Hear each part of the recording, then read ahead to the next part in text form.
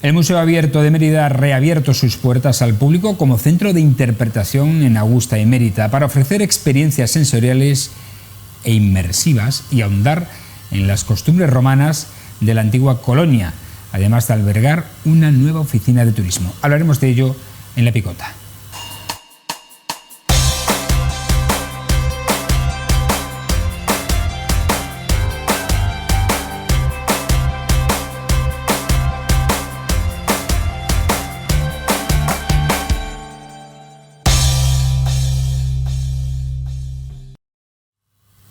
Bienvenidos a este tiempo de La Picota en Televisión Extremeña, en el que vamos a abordar este tema del que le hemos comentado al principio, pero también otros de interés, esperemos de proximidad, en torno a la actualidad que nos otorga este lunes 20 de mayo de 2024. Por cierto, hoy hace 20 años que se casó Felipe VI con Leticia Ortiz, los actuales reyes de España. Vamos a saludar a quienes nos van a acompañar en esta tarea regia, nunca mejor dicho, de analizar la actualidad. Hoy están con nosotros Javier Segura. ¿Cómo está? Buenas noches, bienvenido.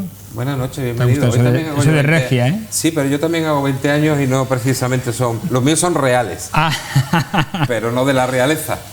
Pero también los cumplo. ¿De? Tal día como hoy, hace 20 años, 2004. De mi segundo matrimonio. Ah, muy bien, pues enhorabuena. Así que ya dura más el segundo que el primero, ya esto es un logro. Fabuloso, enhorabuena. Muchas gracias. Enhorabuena. Y también saludamos a Paco Miranda. Buenas noches, bienvenido, después de un breve paréntesis que te hemos tenido ausente de las cámaras. Es verdad. Pues nada, encantado de volver otra vez a estar aquí, a compartir, a charlar de la actualidad y lo que se tercie. Por lo tanto, bueno, con renovadas fuerzas y, como dijo aquel, al toro. Que no es poco. Señores, vamos a hablar de esto precisamente que hemos comentado antes, esta exposición Luxuria del Museo Abierto de Mérida, que ya ha abierto sus puertas, se inauguró el pasado viernes y que, bueno, ha contemplado las actuaciones de mejora y rehabilitación de este espacio, que han supuesto una inversión de €500.000 procedentes de los fondos EDUSI y de los fondos FEDER. La exposición está compuesta de 3 grandes salas en las que se explora el concepto de luxus, algo que en la sociedad romana antigua se explicaba o se aplicaba, mejor dicho, a formas de comportamiento humano relativas a la mesa, la moda y los complementos o los perfumes. La muestra Luxuria, los placeres de Augusta Emérita, invita al visitante a embarcarse en un viaje de olores que se activan al pulsar un botón.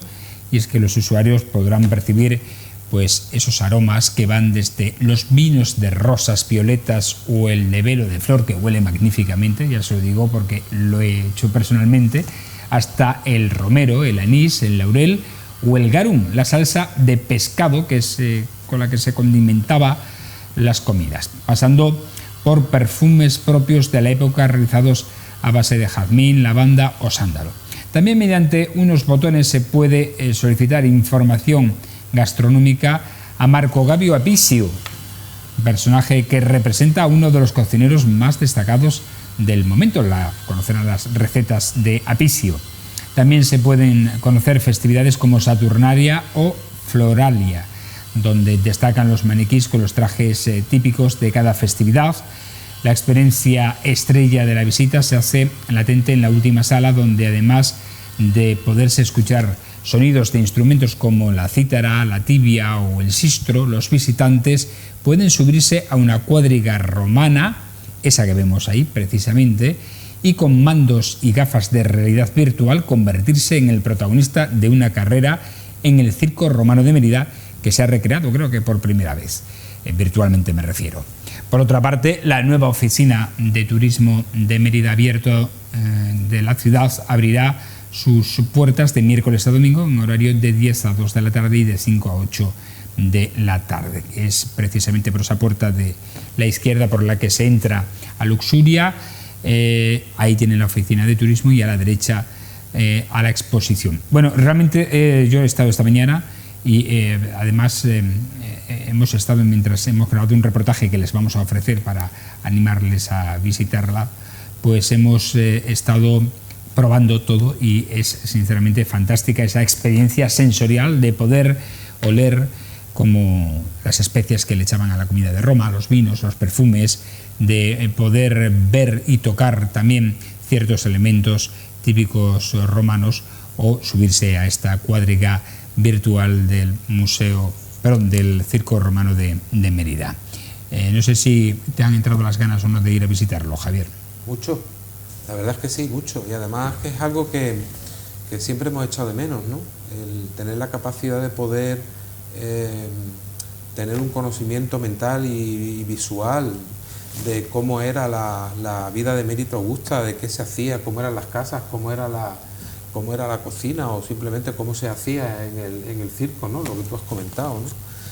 Porque si no te haces esa imagen mental, si no sabes lo que estás viendo, no dejas, bueno, lo que realmente ves es al final pues un cúmulo de piedras en un conjunto arqueológico que están depositadas en el suelo, pero no te haces idea ni de su verticalidad ni de para qué realmente se utilizaba, ¿no? Así que tener un centro de interpretación de estas características me parece que es un atractivo pues muy a explotar, muy a tener en cuenta y muy a seguir desarrollándolo no solamente en el Museo Abierto de Mérida, que me parece que además es un edificio por sus características, por su finalidad y por su ubicación idóneo para poder hacer esa entrada, ¿no? Que interprete a las personas que lo van a ver. Precisamente, mira, ahí tenemos las imágenes del teatro. ¿Qué nos ocurre con el teatro? Es un gran panel precioso esa recreación. Claro, ¿por qué el teatro precisamente llama la atención? Porque lo vemos prácticamente construido en vertical, y porque hemos ido al teatro y hemos visto representaciones, hemos escuchado, sabemos cómo es la acústica, sabemos cómo es por dentro, por las venas de los propios pasillos que dan a los vomitorios. O sea, que todo esto al final es lo que ayuda a que un conjunto arqueológico pues sea más comprensivo, más cuidado y más promocionado. Así que es ideal. Me apunto. Paco. Sí, yo desde luego me parece una muy buena iniciativa y creo que efectivamente coincido plenamente con Javier. Esto va a ayudar muy mucho a la comprensión de la vida, de la cotidianidad de la vida romana, en definitiva. Ahora estamos inmersos, empieza esta semana de Mérita Lúdica, en la que, bueno, creo que a día de hoy todos coincidiremos en que se ha conseguido un auge espectacular, donde la participación es muy mayoritaria por parte de la gente. Y de hecho yo creo que cada vez más también se cuida el hecho de que los atuendos pues sean lo más reales posibles, con el fin de que, lejos de que sea un disfraz, se convierta sencillamente en una recreación y en una... Efectivamente, por lo tanto, pues todo lo que pueda tener, en este caso, de la puesta en valor de esa cotidianidad a través de los aromas, como tú decías, Fran, de los alimentos, de la utilidad práctica de las cosas que vemos en esos conjuntos arqueológicos, pues verlos un poco puestos encima de la mesa, con el fin efectivamente de percibir de mejor manera pues cómo era la vida real de aquella época, ¿no? Entonces creo que en primera instancia para nosotros los propios emeritenses, que a veces si uno pide opinión o pulsas un poco la calle, lamentablemente hay mucha gente que por el hecho de tenerlo tan a la mano y tan de forma cotidiana, pues un poco minusvaloran la importancia, ¿no? Porque antes, hablando fuera de cámaras con Javier, le decía yo a mí que me gusta tanto la arquitectura y me gusta tanto el arte, cuando visito otras ciudades donde veo grandes catedrales, grandes pinturas o, en fin, arquitectura o arte en general, y dices, coño, es que estoy valorando de una forma extraordinaria, que lo es, algo que es del siglo XIII, XIV, XV, no sé, y aquí estamos hablando de más de 2000 años de historia, con lo cual, desde el punto de vista de la importancia arqueológica, nosotros tenemos ese conjunto magnífico, extraordinario, de primer orden mundial.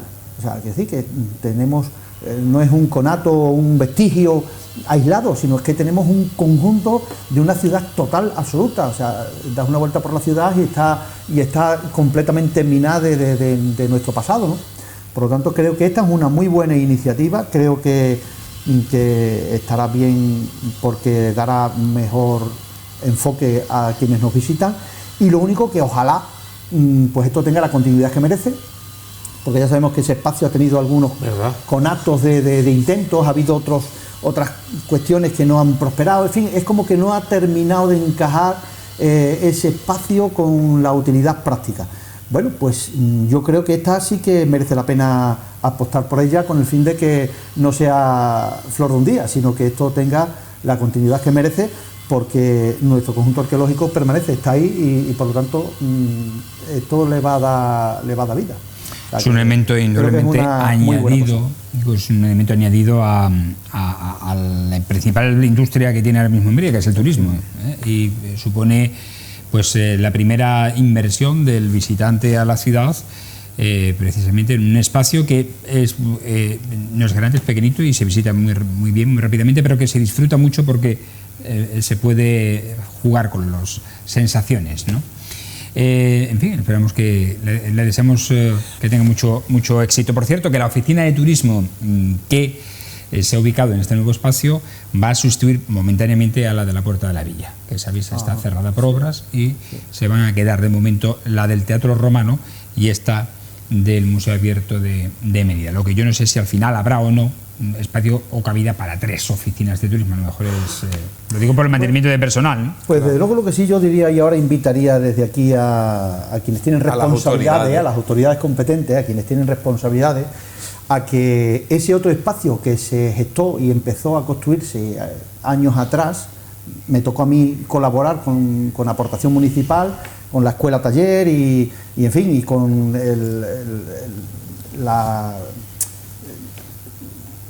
bueno, ahora se me ha ido el nombre de quienes rigen los restos arqueológicos. El consorcio. El consorcio, un lapsus de memoria torpe por mi parte.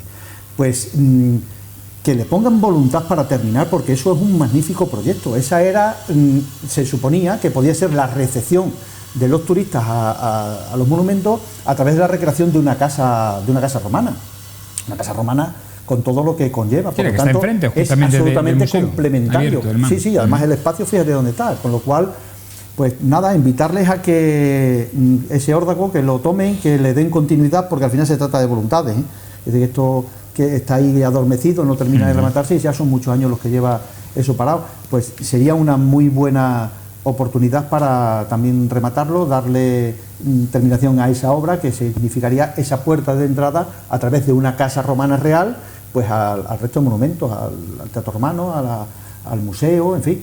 O sea, es la parte baja de la casa del anfiteatro, para situar a los espectadores. De hecho, desde fuera se ve la puerta a la entrada, que tiene un arco romano, que está, en fin, se hizo en su momento y está donde está. Bueno, pues nada, lo que digo, yo lanzo esa invitación. Fíjate que hoy, no sé si vosotros tenéis la misma percepción que yo, pero el turismo, y sobre todo a las personas jóvenes que en ese sentido pues tienen mucho más incorporado esta dinámica de viajar y de moverse prácticamente por cualquier lugar del planeta, porque hoy todas las distancias son muy pequeñas y encuentran viajes súper económicos y estancias muy cómodas para incluso su poder adquisitivo. Lo que destacan sobre todo cuando hacen viajes, cuando hacen visitas a cualquier lugar, no es lo que van a ver, sino lo que van a hacer con lo que están viendo, lo que es el concepto de experiencia. Las vacaciones de mis padres eran vacaciones a la playa y allí estábamos tirados en la arena, y allí la experiencia era estar tirado en la arena y mi madre haciendo de comer en el departamento y sombrilla para arriba, sombrilla para abajo. Esto lo hemos vivido, la mayoría de los que nos están viendo saben de lo que les estoy hablando. Y cuando hacíamos un viaje, pues lo que veíamos eran los monumentos por fuera, todo correr, a ver lo más posible y poco más, a llegar al hotel agotado. La gente joven hoy no está con esas dinámicas. Hoy quieren experiencias gastronómicas, experiencias culturales, meterse a vivir cómo vive la propia gente de la ciudad o del lugar al que van. Justamente lo que le está proponiendo el Museo Abierto de Mérida es tener una experiencia en los sentidos con el que empiece a palpar, a tocar cómo era la realidad de esa ciudad romana de hace 2000 años, o lo que tú estás proponiendo, cómo a través del acceso a una casa, a una villa romana, voy a entrar dentro de una ciudad para ver pues un anfiteatro, para ver un teatro, para ver el resto de monumentos que se proponen en los espacios abiertos. Yo he tenido recientemente una experiencia en parques de atracciones, ¿no? Además se te nota porque has llamado departamento a lo que aquí llamamos apartamento. Ah, pues sí, efectivamente. He estado justamente... Es que ha cruzado el charco. Estuve en Orlando. Bueno, pues allí los parques son parques temáticos y estuve pues en el parque de la Guerra de las Galaxias, un niño pequeño, allí con George Lucas, todo súper decorado, todo súper, bueno, pues preparado para meterme en el mundo de la Guerra de las Galaxias. ¿Por qué no podemos tener nosotros aquí la experiencia de meternos en el mundo de la Roma clásica, en una de las, bueno, se dice que Emérita Augusta era la 7ª ciudad más importante del imperio en la época de Augusto, que estamos hablando de la más occidental de todas las capitales, de todas las regiones, de todas las provincias romanas, de la Lusitania, que durante la Edad Media seguía siendo el centro principal de peregrinación del cristianismo. ¿Por qué no somos nosotros, si tenemos ese potencial? Que lo que y primera dices, capital de la Hispania. es que estamos hablando de un recorrido histórico a lo largo de los siglos. Ahora, este fin de semana, miles de emeritenses nos vamos a vestir de época para recrear cómo era la vida en esta Emérita Augusta. Esas experiencias al final son las que la gente viene a ver, a palpar y a tocar. Pues mira, aquí tenemos un buen argumento. Pues sí.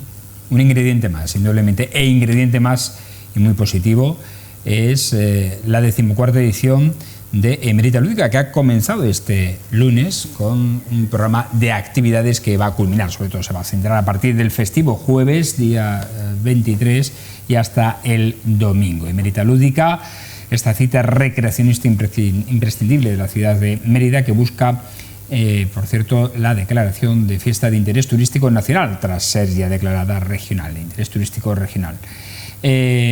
Bueno, pues además lo importante de esto es que no solo es algo lúdico, Emérita Lúdico digo, en esta semana, sino que se han programado conferencias para adentrar a la ciudadanía en el mundo romano y otras actividades culturales y destinadas sobre todo a escolares, que es importante para que conozcan pues la cultura romana.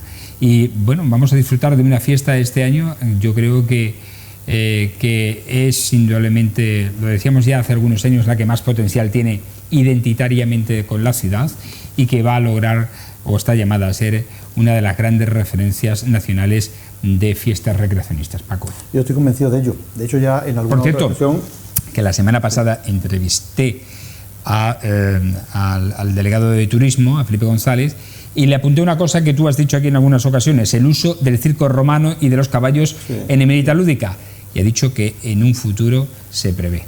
Bueno, pues ojalá y se tenga esa sensibilidad, porque el caballo formaba parte de la vida de la Roma y de sus conquistas, como todos sabemos. Lo tenemos ahí en ese centro de interpretación. Y que yo he hecho algún intento, de hecho yo he ido vestido con mi hijo de romano, no se me puso fácil en aquel momento y vamos a correr tupido velo, porque la policía local me invitó a abandonar la zona. Me pareció una pena porque el caballo, es decir, haciendo las cosas en condiciones, haciéndolas bien, caballos que van domados y que se haga previa comunicación a las autoridades, pues para que todo esté controlado y será una actividad magnífica. Ya en la primera edición, la primera que se hizo en el circo romano precisamente. Sí, allí nació. Efectivamente, y recuerdo de la mano de uno de los precursores de las primeras, de hecho ahora han recibido un galardón, que tengo entendido, los de Emérita Antigua, sí. Los componentes, pues Miguel Alba, que fue director científico también del consorcio, un tío magnífico y un entregado a la causa como yo he conocido a pocos, además ilusionado, que lo transmite.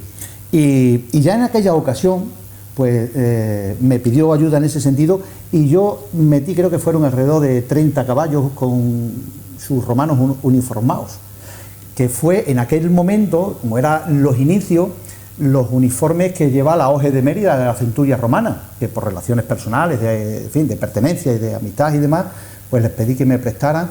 Es verdad que Miguel donde únicamente, pero hay que ser benevolente en ciertas y tener ciertas licencias a veces, porque los recreacionistas lo que quieren que realmente la uniformidad y las indumentarias sean lo más fieles posible. En aquel momento es verdad que aquellos uniformes son muy vistosos, llevan las plumas, no. Históricamente difieren mucho de lo que era la caballería en aquel momento.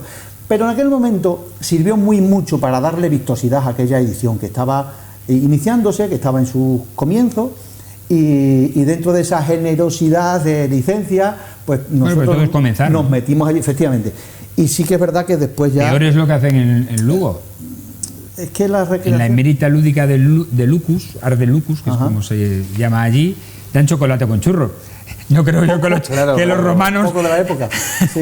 tengan que ver mucho con los chocolates con churros. Pues desde luego sí que es verdad que, a ver, que requiere cierta preparación y tomarse las cosas, bueno, pues todo lo en serio, que se toman otras. Pues el tema del caballo creo que sería un punto de colorido y de aportación magnífica en lugares y momentos concretos, pues para que, oye, ya haya un desarrollo. No vas a meter caballos en medio de la muchedumbre aquí cuando se reúnen la gente, ¿no?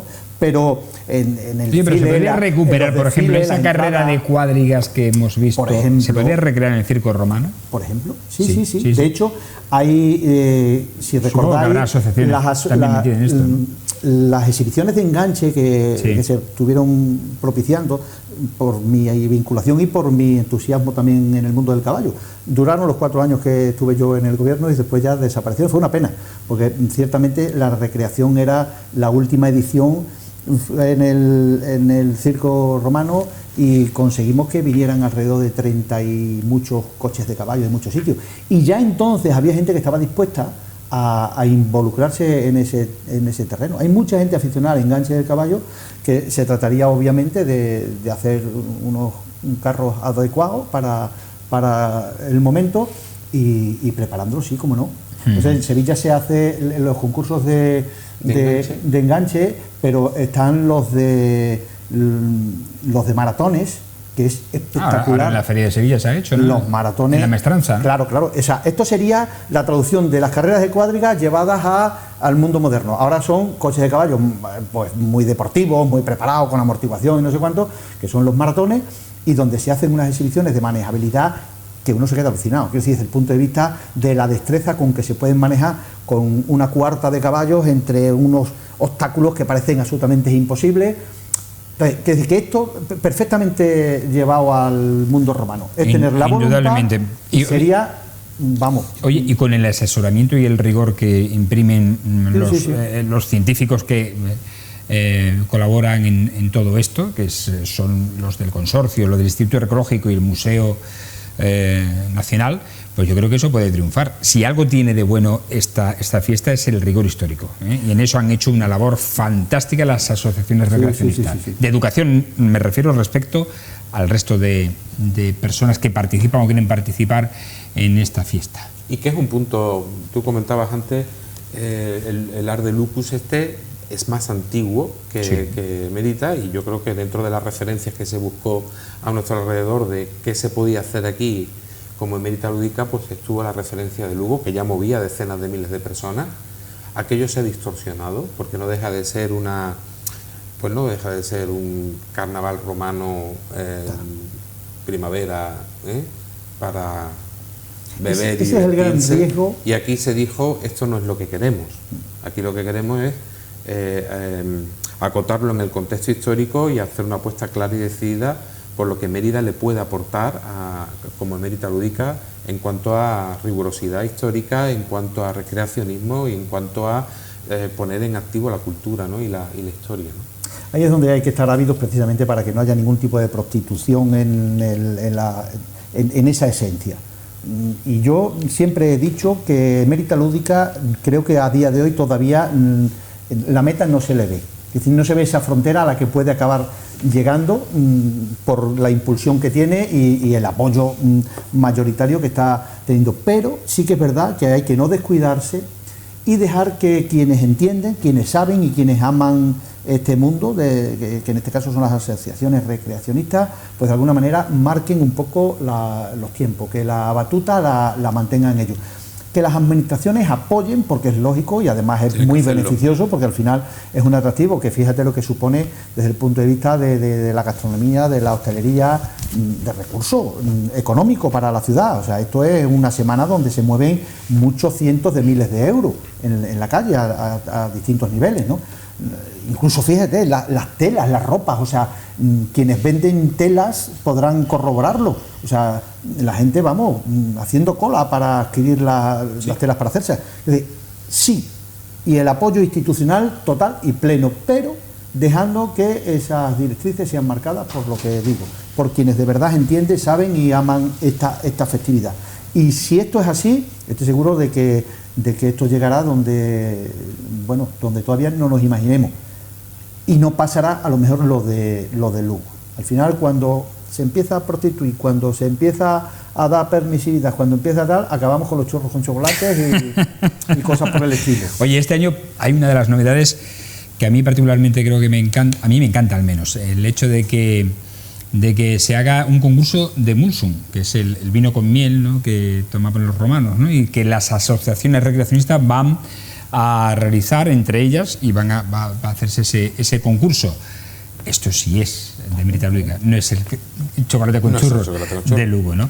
Por cierto, que antes veíamos una de las imágenes de Emerita Lúdica de los mercados del Arco de Trajano, y vamos a centrarnos en esa imagen, si podemos recuperarla, porque aparece un edificio que ha sido actualidad últimamente, que es el edificio de Telefónica. Vale, sabéis que un Pago de los Balansines, que es una bodega que hace unos vinos, por cierto, fantásticos en Extremadura, se ha quedado con ese edificio de Telefónica para convertirlo en un hotel, y que, aunque este proyecto ha de retrasarse al menos 2 años, porque en el compromiso de adquisición Telefónica tenía una cláusula que durante 2 años tiene que realquilárselo a Telefónica para desmontar lo que allí tiene, pues está llamado a ser, como decimos, un hotel, además un entorno fantástico. Pues bien, hay una fundación que es Fondenex, la Fundación para la Defensa del Patrimonio Natural y Cultural de Extremadura,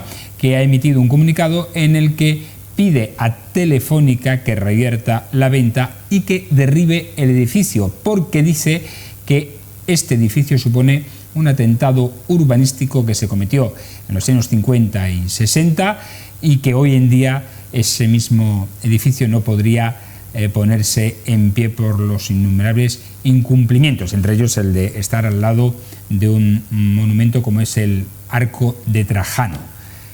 A ver, esto es un poco duro, pero es lo que pide Fondenex, porque si nos ponemos en esa exquisitez, tendríamos que derruir muchos otros edificios que están al lado de otros monumentos, ¿no?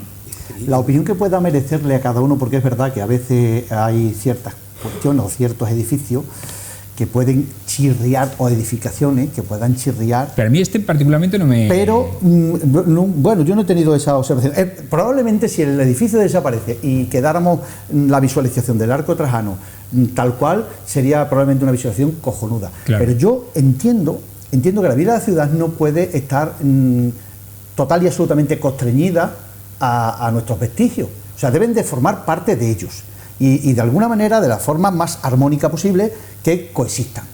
A mí se me ocurre, hoy todos tendremos en mente algún sitio. Yo hay algo que cada vez que lo veo me chirría sobremanera, es cuando voy subiendo hacia el Hornito y veo ese parking que hay allí a la derecha. O sea, esa valla y esa edificación de un parking frente al Hornito y a eso, y a esa, o sea, la iglesia, la basílica, sí, pues a mí me chirría sobremanera, me duele la vista, ¿vale? A mí también. Probablemente. Gracias por decirlo, Paco, a mí también. Probablemente. Yo que pinto un parking aquí.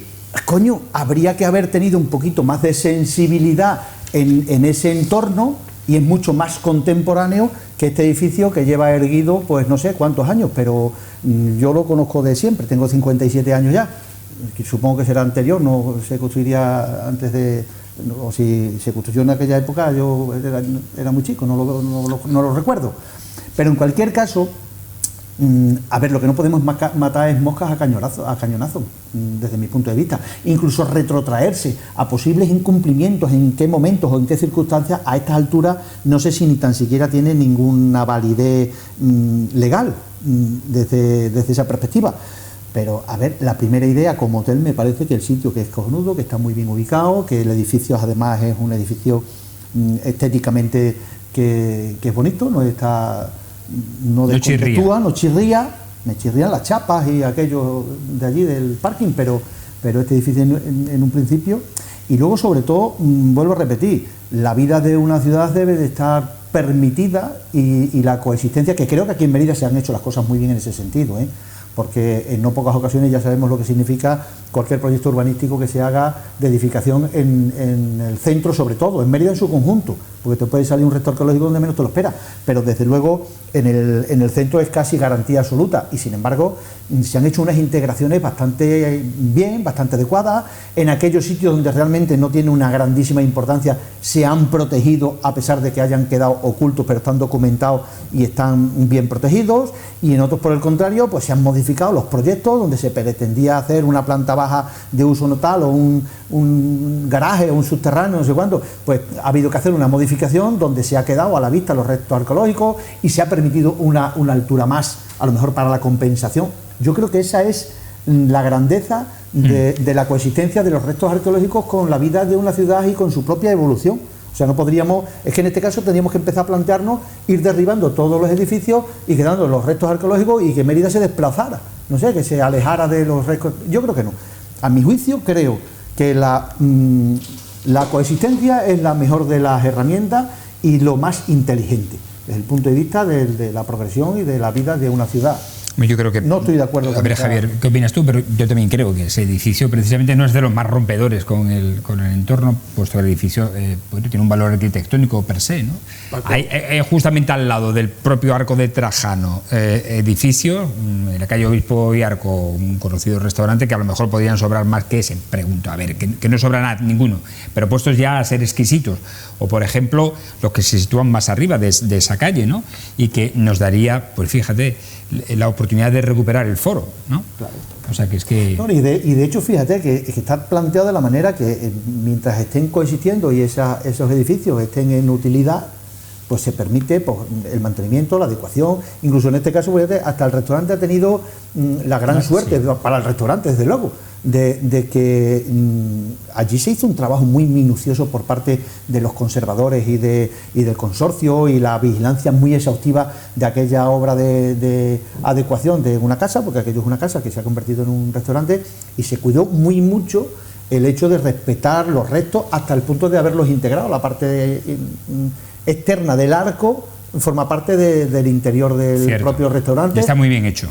Que a cualquiera que viene de fuera, yo a gente cuando quiero impresionarlos y quiero quedar pues tal, pues es un sitio al que acudir sentándote en una mesa a tomar un aperitivo o a cenar y el monumento formando parte de ese entorno. Entonces, es decir, creo que hay que tener mesura a la hora de estas cuestiones. Yo coincido con Paco, o sea, me parece que lo ha explicado muy bien. Creo que la ciudad evoluciona y evoluciona de generación en generación a lo largo de los años, a lo largo de los siglos, y este edificio de manera singular representa pues una etapa del desarrollo económico y del desarrollo gubernamental en la década a partir de los años 45 hasta los años 60, donde se empezaron a construir prácticamente en todas las capitales y ciudades o pueblos importantes edificios singulares, como era el edificio de Correo, el edificio de Telefónica, el Banco de España, los edificios de gobierno, las subdelegaciones, etcétera. Es decir, responde a una época en la que bueno, pues los gobiernos de la época intentaban pues demostrar de que había pues un Estado, había una capacidad de gestión y que se estaba despegando social y económicamente en el país, ¿no? Y es de los pocos que tenemos en Mérida, por no decir el único. No tenemos edificios institucionales de esa época más que este, que además en los últimos años, salvo la planta baja, pues prácticamente no, estaba en completo desuso, porque la digitalización también llegó a la central de Telefónica, que es la que había en la planta baja. Creo que todavía hay algunos paneles que funcionan, ¿eh? Queda algo, sí, pero ya está casi todo centralizado en Nueva Ciudad. Efectivamente. Entonces, el edificio que tiene Telefónica en Nueva Ciudad. Yo, sinceramente, de no haber sido lo que tenía que haber sido, que para mí es un magnífico edificio para haber albergado la delegación del Gobierno de Extremadura, ya que no puede ser, porque no puede ser, pues mira, lo del uso del hotel me parece buena idea, sinceramente. Yo creo que no es desde luego de las ideas menos acertadas. Hay otras que podríamos evaluar que tienen bastante más posibilidades de ser críticas. Esta creo que, y sobre todo por estas apreciaciones o estas cuestiones de donde se están sustentando esta asociación, yo creo que tienen poco recorrido. Bueno, por cierto, hoy la noticia, una de las noticias de la jornada es el estado de salud de la presidenta de la Junta de Extremadura, María Guardiola, que permanece ingresada en la unidad de cuidados intensivos en la UCI del Hospital Universitario de Cáceres, donde evoluciona favorablemente tras haber sido intervenida quirúrgicamente debido a un proceso infeccioso. La responsable del Ejecutivo extremeño comenzó a sentir fiebre y malestar en la tarde del pasado martes y acudió al hospital el miércoles, donde tras las pruebas realizadas se determinó que sufría un proceso infeccioso y se decidió intervenir quirúrgicamente. Posteriormente, en la recuperación de la cirugía, la presidenta sufrió una sepsis por la que tuvo que ser atendida en la UCI, según ha informado hoy lunes el Gobierno regional en un comunicado. La presidenta debe permanecer en la UCI hasta que el equipo de profesionales decida su traslado a planta para su completa recuperación. Tanto el presidente del Gobierno y líder del PSOE, Pedro Sánchez, como el presidente del Partido Popular, Alberto Núñez Feijóo, han deseado una pronta recuperación a la presidenta extremeña desde las redes sociales. Tampoco han faltado palabras de apoyo de su antecesor en el cargo, Guillermo Fernández Vara, quien ha deseado a Guardiola que se recupere plenamente lo antes posible, mostrándose convencido de que así será, a la vez que ha trasladado todo su ánimo y afecto. Bueno, pues nuestro más sincero también deseo de restablecimiento lo antes posible y esperamos verle fuera del hospital y en plenas facultades ejerciendo su cargo. Javier. Tal cual. Estas son circunstancias que nos afectan a la vida y a veces pues, nos obligan a hacer paréntesis obligados. Paco lo ha tenido recientemente. Yo estoy contentísimo de que en su reencuentro con la picota y los picoteros, pues yo estar aquí compañero tertuliano, porque lo veo además pleno de fuerzas y ganas. Pues mira, pues lo mismo le deseo a la presidenta Guardiola cuando se incorpore.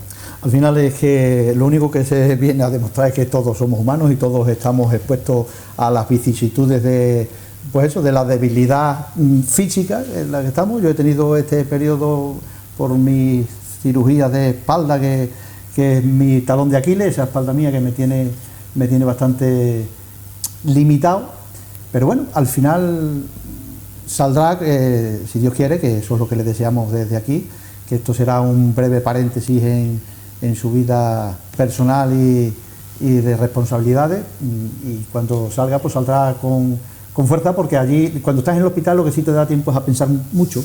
A lo mejor ese kick-clash que uno necesita en la vida, sobre todo cuando estás en la vorágine de los negocios, del trabajo, de la vida política en este caso, y bueno, pues ese es un espacio de relax y tranquilidad. Una vez que asumes que estás en debilidad y que tienes que estar allí, es como que, bueno, pues entras en otro capítulo. Así que supongo que la presidenta tendrá esa oportunidad de pensar y reflexionar para los adentros, que de vez en cuando está bien ese espacio personal. Bueno, de todo se sale menos de los bucles. Hemos hecho antes referencia al expresidente de la Junta de Extremadura, Guillermo Fernández Vara, que sobre otro asunto pues ha condenado los insultos proferidos este domingo en Madrid por el presidente de Argentina, Javier Milei, contra su homólogo español, Pedro Sánchez, y su mujer, Begoña Gómez, y ha lamentado que se han, dice, sobrepasado todos los límites en un tuit en el que además ha señalado que Milei viene a España a insultar al presidente del gobierno y a su familia,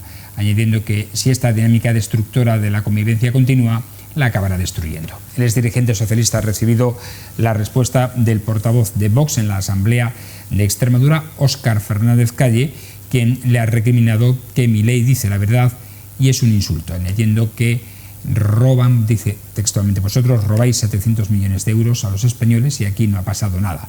Iros acostumbrando. Contra vosotros, con todo, ha dicho. Como ya saben, España ha llamado a consultas a su embajadora en Buenos Aires, María Jesús Alonso, tras las palabras pronunciadas este domingo en Madrid por el presidente de la República de Argentina, Javier Milei, sobre el presidente del gobierno, Pedro Sánchez, y su mujer, Begoña Gómez, a la que ha tachado de corrupta. Y en este asunto, sobre este asunto de Milei, el PP ha respondido al gobierno que su labor es hacer, dice, oposición al presidente de España y no al de Argentina, y le ha acusado de pretender que Milei movilice al electorado al que, dice, ya no convence el gobierno. Fuentes del PP han reaccionado de esta forma a la decisión del gobierno de llamar a consultas sine die a la embajadora de Argentina y pedir a los grupos parlamentarios su apoyo, señalando que de la estrategia del PSOE no participarán. Sin embargo, el presidente de esta formación, Alberto Núñez Feijóo, ha flexibilizado la posición inicial de su partido al reivindicar este lunes la moderación, dice, del Partido Popular frente a la escalada verbal del presidente de Argentina, Javier Milei, y del jefe del Ejecutivo español, Pedro Sánchez. Una forma, dice, de ejercer la política que, según ha subrayado, no conduce a ninguna parte y que a él no le representa en ningún caso. Mientras, el líder de Vox, Santiago Abascal, ha dicho que su formación no ha respondido a la ridícula llamada telefónica que ha hecho el ministro de Asuntos Exteriores, José Manuel Álvarez, a los grupos parlamentarios y ha pedido al presidente del Gobierno, Pedro Sánchez, que se tome otros 5 días de vacaciones para lloriquear, dice, y que no monte patéticos numeritos diplomáticos. Bueno, como decía al principio, estos son los bucles en los que se entran en política y de los que es difícil salir. Paco. A ver, yo desde luego no participo de esa forma, creo que es la peor de las formas de hacer política, la de la descalificación, la de los insultos, la de los dimes y diretes. Pero dicho esto, por otra parte, lo que también parece absolutamente demagógico e hipócrita es que quienes previamente insultan, pues se rajen las vestiduras cuando son insultados. Vuelvo a repetir, ni lo uno ni lo otro, pero al final entramos en ese bucle en el que es patético cuando se ha insultado al Milei. Se lo han puesto como 3.000 guiñapos durante la campaña suya antes de las elecciones, incluso hasta el extremo de no mandar a nadie, absolutamente a nadie del gobierno español a la toma de posesión, al margen de que te guste el mandatario, te deje gustar, pero es que al final es una nación con unos lazos absolutamente estrechos y de historia con España, y no se ha mandado a nadie allí. Las descalificaciones desde aquí hacia allí han sido absolutamente de primer orden y gordísimas, y estas últimas que llevaron también a la polémica por parte del ministro de Transporte, que cada vez que abre la boca sale una enfermedad por ella. O sea, hombre, a mí me asquea, me repugna un poco toda esta situación, pero el lloriqueo y el lamentarse de aquello que tú previamente has ejercido con virulencia porque ahora te toca a ti, me parece absolutamente lamentable. Y lo del tema de la llamada a consulta, yo hoy escuchaba a distintas tertulias y personas que tienen, en fin, cierto peso, por lo menos a mí me lo ejercen, ¿no?, de sus opiniones, y decía que vamos, bajo ningún concepto parece que era la opción a tomar.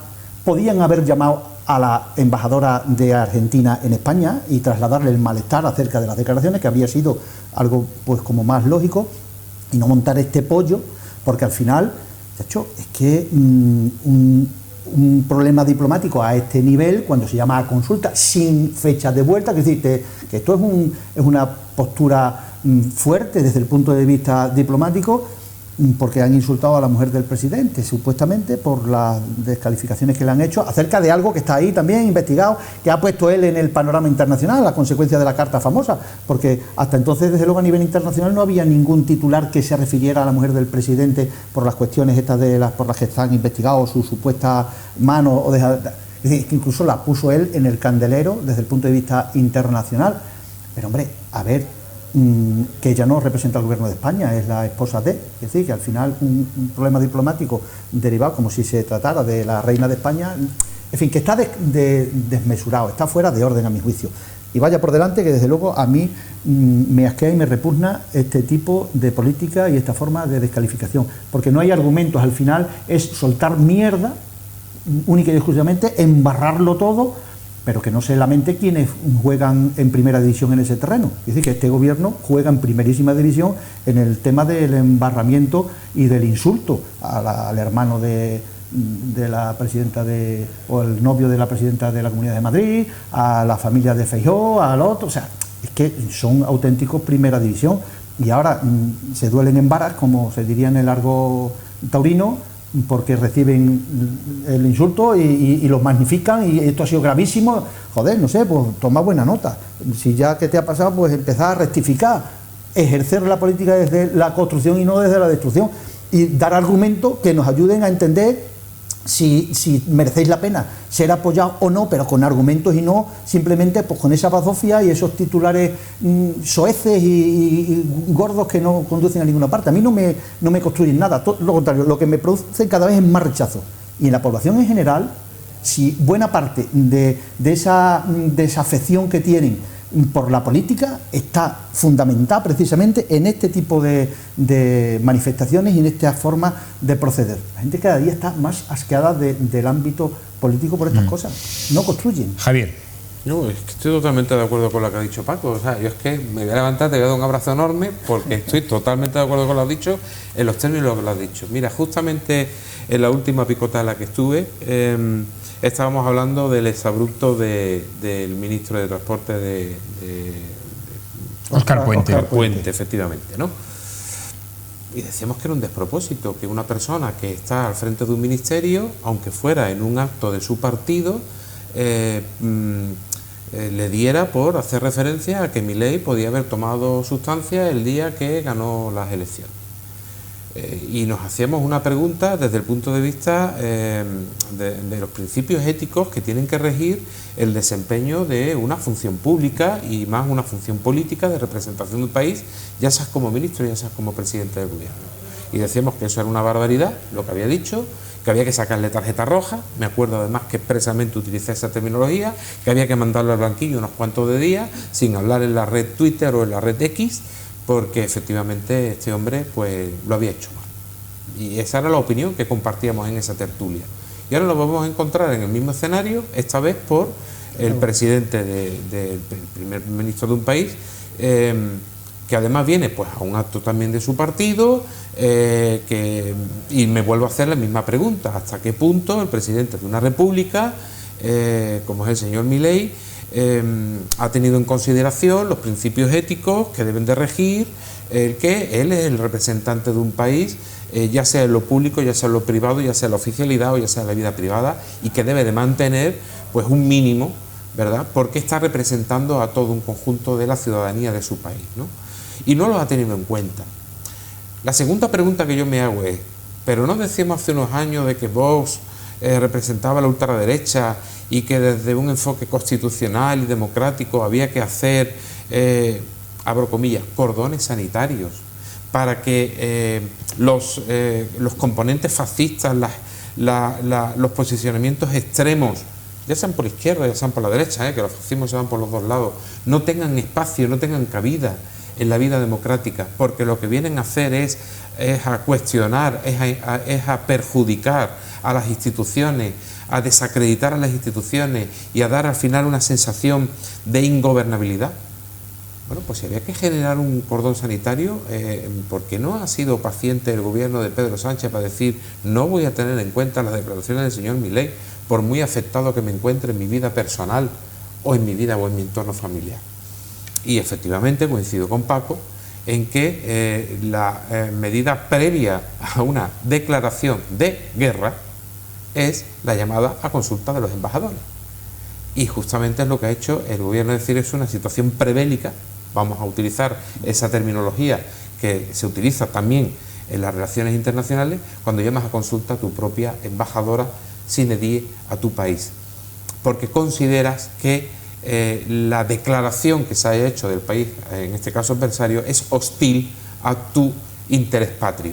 Pues yo no me siento para nada hostilizado, no sé si esa palabra se utiliza, pero si no me la acabo de inventar, no me siento agraviado por parte de Argentina porque este presidente, que ya además lo conocemos en su forma de expresarse, haya hecho comentarios acerca pues, del entorno del presidente del gobierno de España. Bueno, veremos en qué acaba esto porque no tiene buena pinta. Digo, por eso decía lo del bucle al principio, porque hemos entrado en un bucle, parece ser de difícil solución. Lo cierto es que en medio de todo esto hay dos países que mutuamente se necesitan. Primero porque España es el segundo inversor más importante que tiene Argentina y segundo porque España Argentina para España es el segundo país con más importaciones que hacemos, es decir, que comercialmente somos mucho más, ¿no?, de lo que nos une de la historia, etcétera y tal. Actitudes absolutamente estúpidas y fuera de lo que se requiere de la inteligencia y de un regidor a nivel, en este caso, estatal. ¿Qué habría supuesto de nuestra democracia? Casi medio millón de españoles viviendo en Argentina, y aquí hay casi 400.000 argentinos viviendo en España. Una pregunta así rápida. ¿Qué habría sido de la transición si hubiesen sido estos políticos los que hubiesen tenido que ponerse de acuerdo para ser generosos y que gocemos hoy de la democracia que tenemos? Pues estaríamos todavía, Dios mío, dándoles vueltas a la Constitución. Señores, nos vamos, no hay tiempo para más. Agradecer como siempre a nuestros picoteros. Gracias, Paco, que vaya todo bien. Yo agradecido, vuelvo a repetir, y encantado de volver a estar aquí. Y nada, en lo sucesivo espero no tener más quisclas de esa naturaleza. Exacto. Gracias, Javier, que tengas una buena semana. Y que necesitamos a Paco, Indudablemente. que nos ilustra. Muchas gracias, Javier, igualmente. Y a ustedes agradecerles como siempre su atención, instándoles a una nueva edición de La Picota en Televisión Extremeña. Por cierto, que esta semana será la última semana que tengamos Picota este mes. La semana que viene no vamos a tener, puesto que vamos a comenzar el traslado de nuestros estudios a otra ubicación en el centro de Mérida, y nos va a llevar efectivamente la motivación el traslado, mejor dicho, la motivación, motivados estamos ya, el traslado a tener que suspender la emisión de este programa durante la próxima semana.